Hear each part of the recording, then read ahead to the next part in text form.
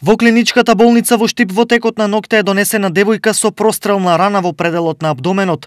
Девојката е сместена на оделението за хирургија, каде лекарите итно ја оперирале во обид да го сопрат масивното крварење. Според информациите на телевизија Стар, во овој момент нејзината состојба е стабилна и таа не е во животна опасност. Се уште нема информации од кого девојката е застрелена и дали се работи за самоповреда.